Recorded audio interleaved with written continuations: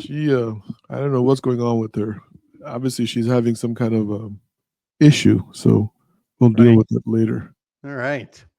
All right, babe, let's start this. And oh, look at that, just on time. You Okay. sure you want to be here? You look like shit. I know. What? You don't have to be here, man. Seriously. It's okay. I You promise should, you I'll do it. what's wrong with you? Did we were you out drinking last night? No, not at all. Good. You I got just the have so much going on. It's hard. It's no, no, hard. no, no, no. This is different. What do you mean? You're sweating. You're glowing. Yeah, like I'm freaking hot. I was trying to run. I had someone at my door. I had someone texting me. I was like, what the fudge? And I just couldn't. I couldn't I get noticed she's out. watching her language with Michael's around. If you weren't around, Michael, she'd have dropped that bomb. Yeah, it's just not working. I bring out the worst in her. You bring out the best. I don't know about that. Hey, Dalila, great to see you, my friend.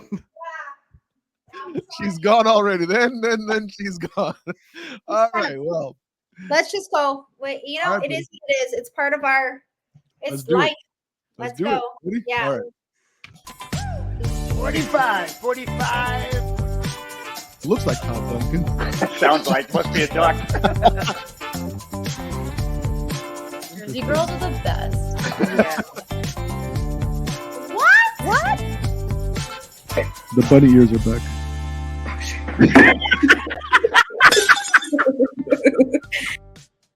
Everybody, welcome back to another edition of Laugh, Lend, and Eat, the podcast. You know, our guest today, by the way, Michael, I'm just, I would love to be able to do those intros you do on your podcast. You do these amazing intros, and I've always been jealous of your ability to do those. Now, I haven't been jealous enough that I've practiced them. Well, thank you, Fobby. I appreciate that. I try to do it and give people a big, warm welcome, and it seems to put them at ease, and the conversation goes. Yeah, I think I use the bumper and the music to my advantage. That's all I got going for me. You know what I mean? I love your intro. It's great. So if you haven't recognized the voice, it is the one, the only Michael Hammond of Next Level Advisors and FinTech Hunting. How you doing, Michael? I'm doing great. And yourself, Fobby? Thank you. Yes, very well. And then we have our little amiga with us, Dalila Ramos from Orlando, Florida. Yeah. Love and Tacos Media, all things tacos, all things good. Taco Trivia Tuesday coming momentarily. Which, by the way, Michael, I don't know if you heard the last episode of Voices Latina. Our girl bombed the quiz. She bombed the taco quiz. I didn't bomb it. I just. Dude, you got 1 out of 5. That's 20% on a test. That's fine. Even in Chicago, 20% is not passing. Listen. This is about Michael Hammond. This is not about you. So He's just coming in hot, Dalila, already. Yeah. Anyway, guys, this is going to be a cool episode. Michael and I have been friends for several years, and Michael had been on our show the first season, and then Michael and Dalila both helped out the last Potapalooza we did. They were one of the podcasts that were on the show. Hopefully, you guys could join us again this November. Love to. We're going to be doing it again. This year, I think, is going to be actually the biggest one we'll ever have. It's going to be called an extravaganza this year. So we're looking forward to that, and having you guys participate again will be awesome. Yes. But, Michael, I think that the thing that most people may not or not even know about you was you're kind of a all-around mortgage guy. Okay. Is that a fair way to say that? It is. So how I got started in the industry was marketing. I rose up the ranks to CEO of tech companies. But what I found early on from the marketing perspective, that if I was going to be effective and market to lenders and really have good marketing, I had to study and learn the mortgage industry. I went to the School of Mortgage Banking. I'm one of only 60 certified mortgage technologists in the industry. And so I've always been very passionate about, you have to learn and understand your target audiences. Mm-hmm. And for me, that was the mortgage industry. So the more I could talk to loan officers, branch managers, executive suite, and understand the challenges that they were going through, And if I could then relate that to the classes that I've took, the things that I've studied, I found that the marketing and the sales strategies were much more effective. So what year was that? Your first, I got it in 1994, Michael. So come on, you know. I mean, all right, so I was 7 years after this Grateful Dead. Got to be around 97, 98. Yeah, probably about 96, 97, somewhere in that range. And Dalila, how old were you in 97? I was 17, 18. All right, well, at least you were 18. I've had people ask that, and they're like, I was in second grade. And I'm like, all right, fine. I feel like an old geezer, you know? Yeah, but Michael, the worst is where people say, I wasn't even born yet. I get to hear that from Madison Keenan all the time. No, you guys, I get it all the time, but we're all Gen Xers. I just happen to be the lower on the end, but we're all Gen Xers. What are you talking about? How could you be Gen Xer? I'm born in the 70s. In the 70s. Really? Yeah. I always think you're like, I don't know, you have this attitude of being someone in the 90s. You have this 90s attitude about you. I'm born in the 70s. We're all Gen Xers. I just happen to be the lower end, but Did you know that Michael had this amazing marketing background? Yes, absolutely. Yeah. How were you aware of it? Because I had followed him prior to even meeting him in person and meeting him at a conference like 5-6 years ago at this point. And I knew that when it came to this style, podcasting, like video, he was already doing it well before like so many other. I think I had just started Taco Tuesday. And because of that, the algorithm brought me to Michael. It makes sense, right? You do video, I do video. So that's how that happened. And Michael, are you a big taco fan? I'm a big Taco Tuesday Dalila Ramos fan. You are quite the diplomat, my brother. And so what I will say is, since I've known Dalila and become friends with Dalila, I have eaten more tacos in my life than I ever did previous. So anytime we're together, there's usually a taco. So I have grown to like them and enjoy them. And I know that if a trip's coming up, then I've got some tacos coming and I can enjoy them that way. So let me ask you a question. Back in 97, 98, whenever you like got into the industry with marketing, obviously, look, I mean, 97 to now, we're talking 30 years, right? Or 27 years, something like that, right? 27 years. What were you guys working on marketing in the mortgage industry that was like cutting edge in 97, 98? So I'll take you a step back and I'm going to date myself a little bit. So when I started at an LOS company, and that was my first job in the mortgage industry, I had just graduated from law school and they wanted someone to run sales and marketing. And with my legal background, I negotiated all the contracts. Got it. Only the executives at the company at that time got internet access. Yeah. That's a true story. Yeah. Bandwidth was way too expensive. At home, I had dial-up, and I'm telling my wife how cool the internet is, and she's like, "This thing takes forever. I'm not sitting here. I got kids at home. They're little. I'm not waiting a half hour for the damn screen to come up, and it's one fuzzy screen." So at that time, the strongest marketing tools that we had were you could do direct mail. Mm-hmm. Yep. You would do conferences. And then we did a hell of a lot of cold calling. I put in a whole team of high school and college students making cold calls, and we would make anywhere from 60 to 80,000 calls a year to get our name out in front of people. Wow.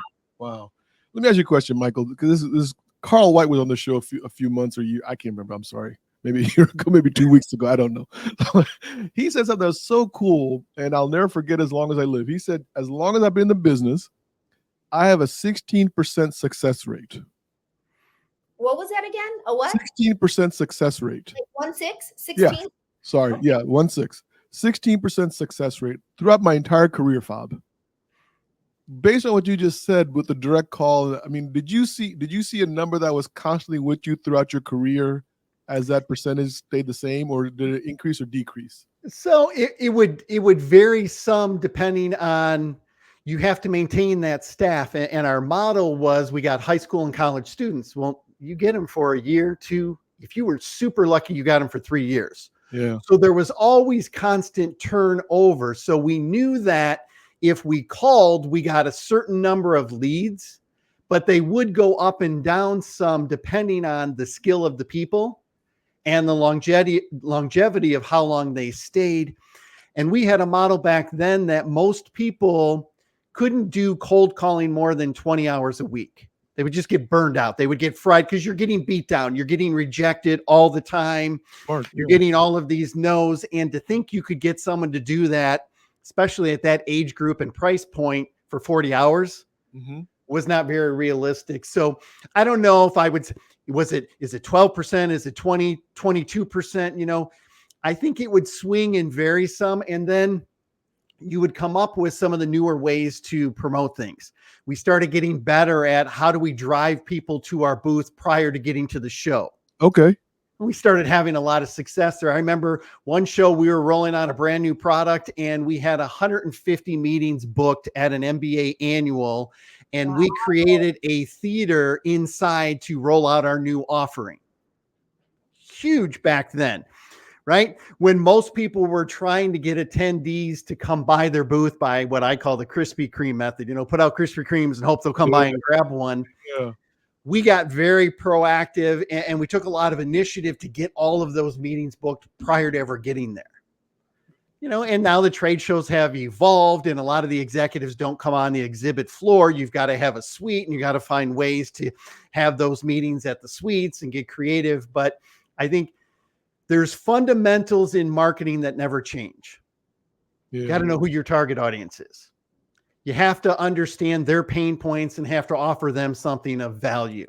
And I could list 4, 5, 6 other things those are fundamental in any market, in any decade, in any time frame. What changes is the delivery mechanisms that you use to grab their attention, right? Like Dalila and I said, how we met. We met at a conference. It's probably 8 or 9 years ago now, Dalila, how quickly it's flown. I mean, we forget those 2 or 3 COVID years, but yeah, it was just coming out and I got very lucky. I went to a Housing Wire event. This was probably now 8 or 9 years ago. And everyone was talking, you got to start doing video. You got to start doing social media. And I'm like, man, I'm going to be the old geezer left behind. I'm not doing any of this shit. And they're saying, lean in, go up to your room and shoot a video. So I did. I shot my first video. I had AirPods in, they were sticking up, they were all funny. A good friend of ours was ripping on me. I bet like 2 seconds the thing goes out. Nice earrings, Hammond. Good job on the video. And I'm like, shit.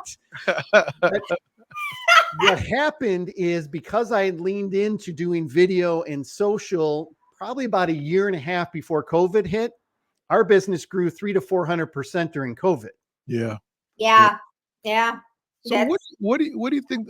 And either D or Dalila or Michael, I mean, why is it that video is just so much more explosive than just the regular print media that people post on social media?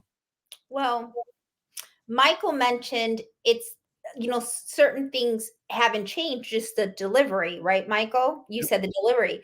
And it's exactly what's happened with video. So the way society as a whole is absorbing information is through video. Before, it used to be cold calling, like Michael said, flyers, direct mail, all of that stuff. But as a whole, we are now absorbing information digitally with video, text messaging, and now we have AI. Michael's a subject matter expert with that. And so it's just the way that we are absorbing information now is just different. And hence why video is so successful.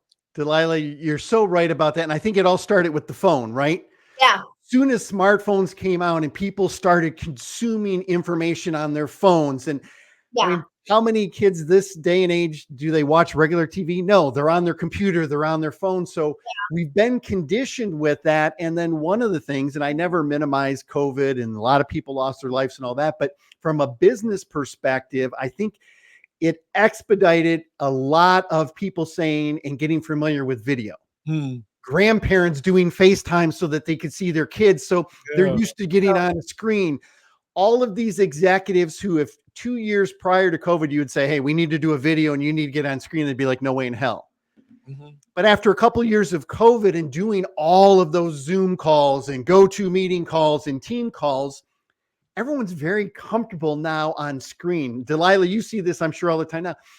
Executives, for the most part, don't have a problem jumping on and doing a video because of where they've been conditioned and what they've been accepted. So I think that's kind of what spurned it. And then I think the other backbone of it is all three of our personalities come through a lot more in this video format where we can laugh. You can see my face get red. You can see Lila cracking up. You can't get that in an article. No. You can't get that in straight text. Interesting, because I actually thought about this question and you just opened the door for it.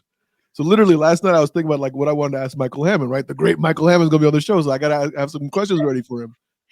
Do you think that there is a separate personality that you have when that camera's on and the microphone's on and you're now the host of FinTech Hunting versus the Michael Hammond who's sitting down having dinner with his wife?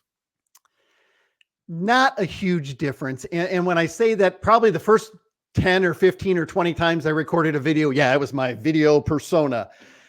Now, when my wife and daughter sit down at the table, I don't say, hey, Megan and Aaron, let's have dinner. You know, I mean, I don't do that. I give a big introduction to my podcast. So is there verbiage we use in our podcast or in our video?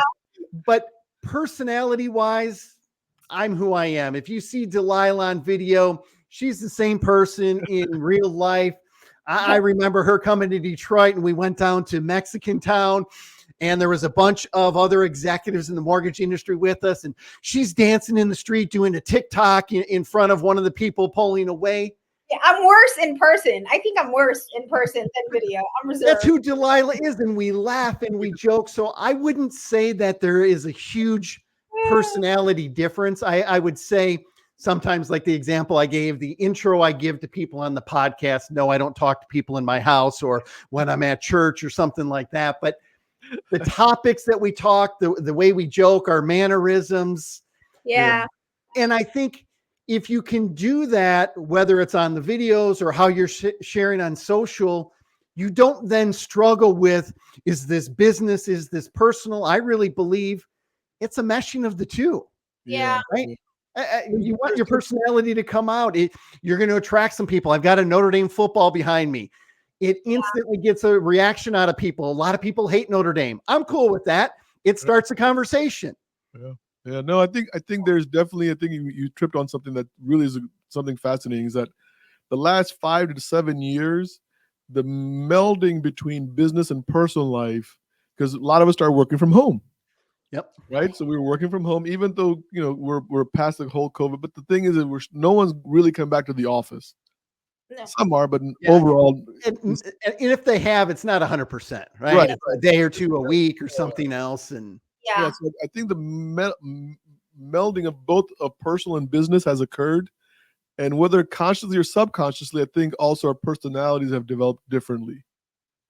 Yeah. And I think people are more accepting, right? If a dog barked on the video right now, all of us would be like, oh, okay, a dog barked. It wouldn't be that big of a deal. Or if some kid was crying or the UPS guy knocked on the door, we would all kind of accept that. Whereas 5 years ago, I mean, when I was on a business call, kids, be quiet. I mean, my door is shut and I put a big sign on the door. And yeah. I think we were all kind of conditioned to you accept life. And what I love about where video has gone is no longer do we have to have 50 million filters, have the perfect lighting and everything. It's amen. Let's just run with it. And we are who we are. And if we said, or if the dog barked or the kid crawled in or something happened. Kind of like with Dalila on this episode. I mean, she literally crawled in. I literally hungover, vomiting. No, absolutely not. Absolutely. She had a bad taco or something from last night. That was like, I told you I was like super low energy and I just wanted to give you a heads up. And then all of a sudden, as I'm getting ready, I get a phone call and then somebody at my door. Yeah, no, I'm just messing with you, man. But listen, let's talk about your little thing here. You're working from home. You clearly are not worried about the blinders and I guess it's a new Chicago Bulls jersey in the back. Yeah. A little ducky sitting there on your couch. I'm like looking around your back seat. It's a taco. It's a taco. Of course. Why would she have a ducky? She would have a taco. I'm sorry, the rest of the world would have it. Yes, there, see? Yeah, that kind of stuff. So this is your brand and this is your personality that you're expressing whenever you're doing anything, whether it's business or personal now, right? So you have melted both worlds again together. Absolutely. I mean, um I like to do things. This is an actual bedroom in my house, and I decorate it with, things of my childhood, where I come from, things I love, my faith, everything like that, because I want people to really get a good, clear picture of who I am, what I stand for, what's important to me, where I come from, all of that stuff. But at the same time, too, Michael and I are big believers of doing, and so are you, Fob, one take, right? We rarely re-record. We rarely, Oh, yeah, no. I mean, it is really scarce if we do something twice or something like that. And we just go with it. I don't no longer worry about like my appearance, how I look. And that is a big thing for a woman to really, I don't put a lot of like thought into that. Yeah, I mean, I know you're just worried about the lip gloss. Lip gloss is that's the only thing. I know you do. I got it. I know. Yeah, absolutely. I do worry about like, oh, I need chapstick. That's Now, my me big. and Michael, on the other hand, I mean, we have to look at everything. I mean, we have to look at our eyelashes. Yep. My hair, I got to get that always ready. That's a big concern of mine going into these calls.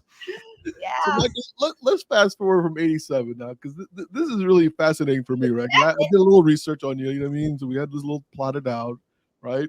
So here's the cool thing is one day you're sitting around, I don't know where you were at this moment. That's why I'm asking the question. And you said, I'm going to start a podcast and I'm going to call it FinTech Hunting, Yep. which is kind of a cool name, by the way, right? It's a really cool name. That's a cool name. So I can't take all the credit for the name. I'm always a big believer in when you have these ideas, you have trusted people that you know in the industry that you bounce ideas off of. I was having lunch with Eric Quiella over at ICE Technologies, and I had a list of 10 of the top names that I liked. And him and I were playing around, and he's like, well, you should merge this and this, and let's call it FinTech Hunting. And that's how FinTech Hunting came through. He helped me do that when we were sitting having lunch. But what inspired you to do a podcast? I mean, like for me, I can't really remember. Like, I just felt like I had a desire to do a podcast, and I don't know why. I felt it was a good marketing thing for me. I guess that if I really peel it back, it was a marketing thing, right? I felt I could reach a broader audience, that I didn't always have to be on the phone and on a plane meeting people. Because even before COVID, if we had this out there, then people began to know our personalities. Yep. What was your inspiration for starting a podcast? So a couple of those things. One, you have to look at it and say, how do I still stay relevant? And again, this is prior to video, right? People kind of merged the two. A podcast now is video and audio, but what we're originally talking about was just a pure audio format. So one, it was to stay relevant and keep my name out there. Two, I wanted to look for ways to, instead of always being one-to-one, I wanted to be one-to-many. Nice. So it's great to have those personal calls and talk, but I can only do so many of those in a day, in a week, in a month, and in a year. Mm-hmm. With something like a podcast, if I put it out there, I could attract thousands of people or tens of thousands of people. So that was kind of what prompted it. And then the other thing I was seeing that was taking place in the industry is people were clamoring for information, but they didn't have typically time in their regular workday to consume that content. Okay. So with the podcast, whether they were taking the train into New York, they could listen to it on the train. When they were on the treadmill or when they were going for a walk like you do with your dog, they could listen to that content and absorb and find out. So I found it was a great way to remain relevant, but then more importantly, I could help other people start telling their story. So instead of me just going one to many, now I could help other people go from one to many. Yeah. Do you think as a podcast host that having the ability to speak is greater or the ability to listen is greater? Ooh, I say listen. Listen. Yeah. And a lot of people are like, what do you mean by that? I mean, it just comes so natural to you. Go back and watch the first couple episodes. It's not always that natural. You get better at it because you just do it all the time. And it's like muscle memory. Because we've all recorded so many of these, it's not a big deal. We're not intimidated. But I think when you listen and if you have a genuine curiosity. Oh, yeah, there it is. There it is. I have learned so much by doing my podcast. I've now done over 215, 220 episodes. I have interviewed some of the brightest, sharpest people. I've had NASA scientists on that are applying it to underwriting. I had a musical agent for Tone Loc on here. I mean, you name it, you meet a whole cast of characters, but every time I do a podcast, I learn something new. And I always hope and pray that I never lose that curiosity, because when I can learn from them, and you guys have done so many interviews and podcasts, I learn more from doing those than I'm sure they do from me and the questions I ask. You know, it's similar when I used to play music live, right? And I don't mean I don't say this lightly, but I was sometimes blown away with the musicians that were on stage with me. And I would forget my bass part sometimes because I would be so dry with their solos or whatever, right? I'd be like, oh my God, this guy's amazing, right? And sometimes in these interviews, I just feel like I'm so blessed that this person is taking their one-on-one time with me and giving me 35, 40 minutes of their day that I know is so invaluable, but yet they're going to come on the podcast and share whatever information and then I get to have like, I like to call it a free coaching session. Right. I couldn't agree more. You know? Yeah. Who is your inspiration? I mean, you got your buddy hanging out with you. You guys are coming up with names. Mm-hmm. What was that moment you said, because for me, it was always Josh Pitts, Shred Media. You know what I mean? That when I saw him doing his thing with Jason back when they were together, I was like, dude, these guys are great. I got to do it. And then I met them and they showed me how to do it. So the funny thing with that is, I don't know if you know Rick Grant. He's been in the industry a long time. He's a PR expert. Him and I worked at a company together called Martopia a number of years before this, a lot of this stuff. And he actually was doing podcasting probably 10 years before most people even knew what the hell a podcast was. Wow. And then it kind of faded away for a while. So I saw the power of that medium there.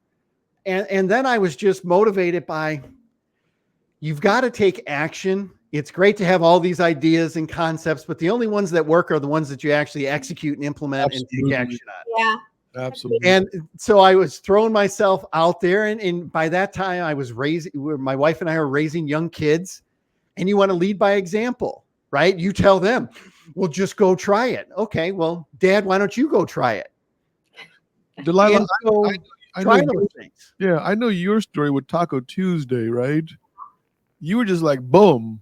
It's like you had no thought. Like me and Michael spent time like coming with names and color coordination. And like what fits our brand. Yeah, not me. Got a little stuffed taco and said, I'm Taco Tuesday now. Yeah, like that was, I executed. I mean, can you believe this, Michael? This is what she did. I did, yeah. Yeah, but if her story though, and the way you've always conveyed it to me was, people always told you, do what you're most passionate about. And then it doesn't seem, it's very authentic. You don't have to make something up. You didn't have to create a persona, because you love tacos, and the fact that you could talk about tacos and blend that in with the mortgage industry and influencing people and recruiting. It just worked. It completely and it's worked. natural for you. It is. It's super natural. And you asked a question to Michael, like what was, I think, like why you got started, or, you know, all that. And apart from, you know, my love of tacos in our industry, because, you know, it's wonderful, but mine's also is representation. I represent so many different like demographics, because to my knowledge, I'm the only one doing some kind of, you guys do actual podcasts. I do a lot of video series is what I call them, but I also do podcasting as well. But I feel like in our space, there's not too many, if I don't know any, to be honest with you, that represent any what? Like another female, another minority female, another person that has investment properties. Yeah, like I'm an investor. Mhm. I was a loan officer. Mhm. I worked in title. I done HELOCs. Like I was an account executive. I have yet to meet someone who's worked so many different channels, that has really worked So her. you think by having that experience that you're able to share that with your guest? Oh, I know I am. Yeah. Yeah, it's a big I'm super, relatable because they see when people meet me, they just think like, hey, Taco Tuesday, like that's cool and everything. They have no idea that I used to write 1003s with pencil. Yeah. Like I'm the real deal. And there's other people that are influencers that they don't know that stuff. I took a loan application on a napkin one time. Yeah. Love it. But that was back in the day we didn't have credit scores. So, Yeah, but stuff like that, I mean, she brings up a great point. So the skills that we learn from our traditional jobs, Yes. mortgages, marketing, whatever that is, right? We do bring that into our podcast, right? Absolutely. So, I mean, as far as marketing goes, I mean, what skills did you bring into podcasting from your marketing background? I think understanding target audience and trying to give value to the people that were listening. Yeah. I've never made it about me. It's always about my guests. You guys joke at the beginning about the big intro I give. I'm very serious about that, though. You are. I'm very passionate about building other people up. And when they feel great about it, they then have more to share and my audience can listen. So I think from a marketing perspective, it's always critical, at least from my perspective. And what I'm probably most passionate about is how can I add value? Whether it's marketing, whether it's coaching, whether it's being an executive, whether it's doing videos, how can I add value to someone else? And what I have found is if you add enough value to people, you'll always have a job or you'll always have income. There'll always be people who want to work with you. And when I don't focus on just trying to get a deal done or anything like that, that's where the wins are. So are those some marketing principles? Yes. And there are probably some life principles too. Sounds like Don Miller's story brand selling to me. Yeah, I story brand. I have studied that. I've gone through that. I think it's critical, and I was talking about some of my video today about being a lifelong learner. Yeah, you have to keep studying and educating. Whether it's with AI, I just finished a month-long intensive about how to create irresistible offers, leveraging technology, landing pages, and AI. If I don't stay up with it, how can I then coach people and how can I then continue to add value to my clients, to the industry? So you've got to know what's going on. It doesn't mean that every shiny object is something that you've got to jump on, right? I mean, I don't even remember that platform that was just audio. Right. Everyone's like, oh, you got to be on it. You got to be on it. And 2 months later, it was gone. And I don't even remember the name of it. So that was an annoying one, man. Clubhouse. Oh, Clubhouse. That's it. Exactly. I remember I was on Clubhouse and I was losing my mind. It was like some 23-year-old guy that was like, had already like made $1 billion, was in negotiations with Nike for his sneakers, had 16 platinum records, and he was going to teach me how to. I was like, what are you talking about? That's right. I forgot about that, you guys. Clubhouse. I never got into that one. I didn't really either. So it's learning what's out there and then saying, how can I apply it to our audiences? Where does AI make sense and where doesn't it make sense? And I heard the best AI quote the other day, and I don't know who to contribute it to, so I apologize, but it said, AI won't take your job. The person who knows how to use AI will. Yeah. Well, And I think that is so true, whether you're a loan officer, whether you're a branch manager, executive. Some idiot can't just say, I don't know anything about marketing or I don't know anything about the mortgage industry and I'm going to use AI and tear it up. Good luck. The example I always give is I'm not a programmer. AI could do code. My code would suck. Because I don't know how to do code, but I know the mortgage industry and I know marketing. And because I know that and have subject matter expertise, I can come up with some really good freaking prompts. So I think the people that lean in and learn these tools and take the time to do it will be the ones that win. Yeah, it's interesting. In the music world, once again, going back in the music world, the people always say, well, if I had those synthesizers, if I had that, this and that, I'm like, all those things are great. You still got to know your scales. You still got to know your finger settings. You still got to know the basic. and then those becomes enhancers to the music.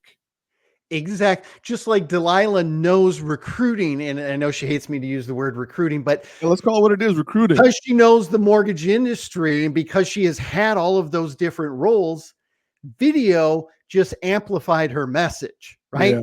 She still knew how to build a relationship with people. She knew how to put the right people on the bus and in the right seat.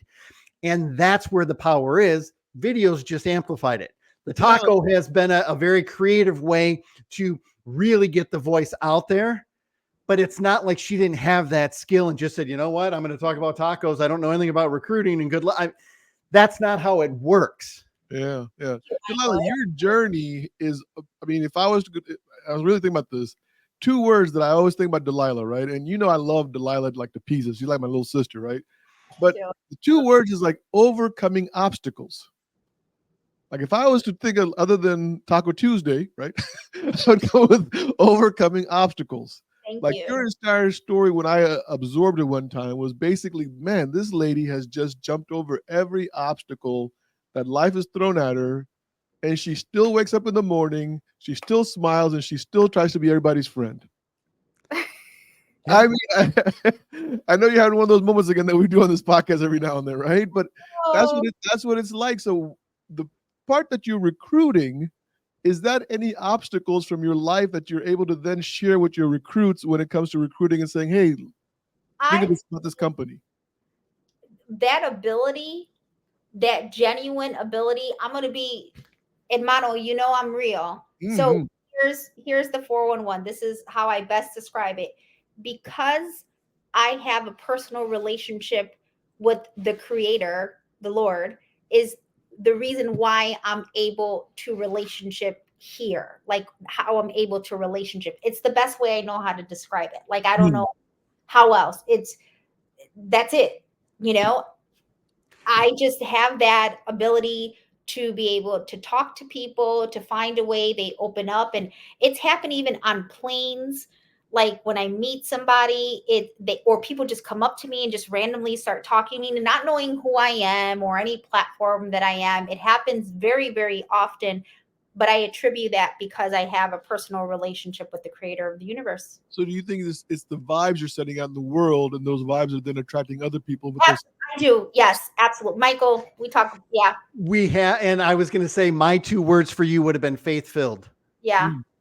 And because I think that's what attracts people to you. And then because you have a genuine concern and care for people. I do. They see that. You can't fake that. And that's why you can't put that on a video and people are like, oh, and that's why when you ask the question, are you different at home than not? I sure hope not. I mean, besides the big welcomes and today when my wife or daughter walk in the door, I'll give them a big, huge welcome. Can you record that for us? Be that same person. Can you video that? That would be, I would pay dollars to see that. So hilarious. Aaron will be like, hello, everybody. This is Michael's kitchen. We're going to have dinner now. She's made a pot roast. That's amazing. Aaron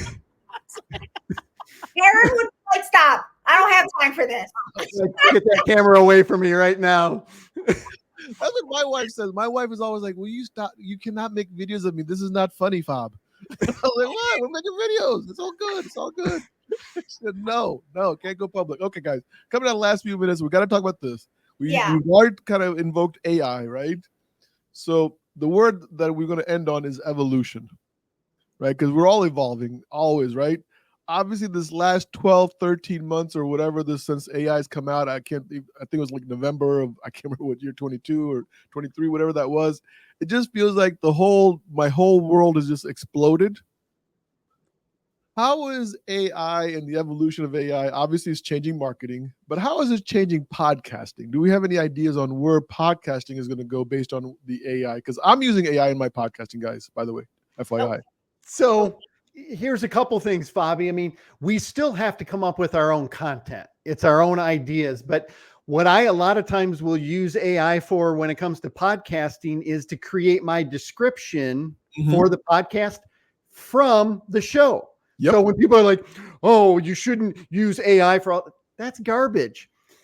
It's our conversation. It was all the things that we talked about. And then if AI can give me a really good creative description, I'm using it. micro clips. Right. I don't know about you guys, but I didn't get in this business to be a video editor, to be all of this stuff. So if I can use AI to create micro clips or add captions or add logos very quickly, and I don't have to hire a designer. Yeah. Why wouldn't I? The tools are getting better where they're now taking out ums and ands or big pauses. So I think as long as we have that genuine care for other people and are trying to add value, and we're the ones asking the questions, and we're the ones who know the industry, or our guest knows the industry, then why not use AI to make all of that better, quicker, faster, cheaper, and be able to produce more of the content that's impacting lives? Yep. Does there come a point where we have to start authenticating that this was either AI or this was real? Well, so I love that question. And here's my answer when people ask that. How many articles have you read over your lifetime from all of these CEOs? And do they disclaim that there was a ghostwriter who wrote that and that they didn't write that article? No. Oh, wow. That practice has been going on for years, but now all of a sudden with AI, I can't believe that you used AI to help assist you. Interesting analogy. You got to check copyrights. We don't want plagiarism. I'm not saying any of that stuff, but people use tools all the time to improve the stuff they're doing. I don't see AI radically different than having a ghostwriter who wrote your article or wrote your materials. That practice has been going on well before I was ever born. Well said. And people don't have to put in there, I use John Smith as a ghostwriter to write this. Even though they should have, right? And now if you look back at it, they would have been nice if they did, but they didn't. And we thought they were really smart. Until we met them at a conference, you're like, hold on, you don't know anything about the article you wrote. Well, and isn't that the beautiful thing of video, that we have to know the stuff we're talking about, because people run into us at conferences all the time. And if we couldn't answer any of the stuff we were talking about, we would look foolish. But to your point, that's happened on a lot of articles. Now, Dalila, I sent you a review that I wrote about the worst taco that I had yesterday. I want you to know I did not use AI to write that review. I knew that came. I mean, I know you well enough that did not come from AI. I was like, oh my. I had the worst taco yesterday from this place in Springfield, Virginia called Tequila Tacos. I hope you're listening. Oh man, poor tequila tacos. Or tacos and tequila. I don't know what it was called. Tacos and tequila. And man, this did not taste like a taco. Ugh. It tasted like frozen meat, like put over a microwave and stuffed in a taco shell. Oh. Now, Fobby, to your point, where we've got to, as this continues to evolve, watch it, deep fakes. Yeah. Videos that we never did that now are out there saying things that we've never said. That's a problem.